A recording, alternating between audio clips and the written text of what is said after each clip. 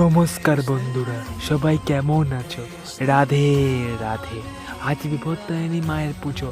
কে বলো তাড়াতাড়ি সকালে উঠেছো, সকাল সকাল চান করে মায়ের পুজো দিতে গেছো? একটু কমেন্টে জানাও। আজ বিপত্তারিণী মায়ের পুজো, তাই জয় মা বিপত্তারিণী মায়ের জয়।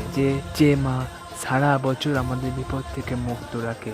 এবার কথা বলি রাধারানীর সম্বন্ধে। এতদিন তো বলতাম যে রাধারানীর নাম করলে কি হয়, তোমরা রাধারানীর নাম করো, তোমরা কি কি উপকার পাবে।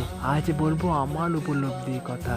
আমার যখন কষ্ট হয়, খুব দুঃখ হয়, যখন মনে হয় যে আমি কিছু পারবো না, সব শেষ হয়ে গেছে, তখন জাস্ট আমি রাধারানীর নাম করি জীবন থেকে।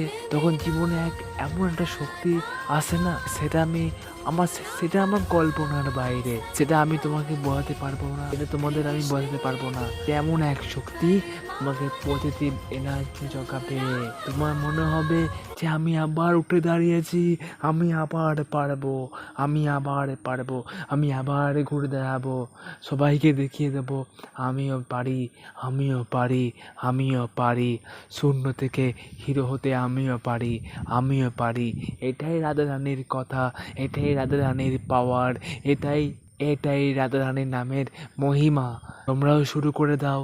তোমরাও যদি এইরকম উপলব্ধি হয় প্লিজ কমেন্টে জানাও।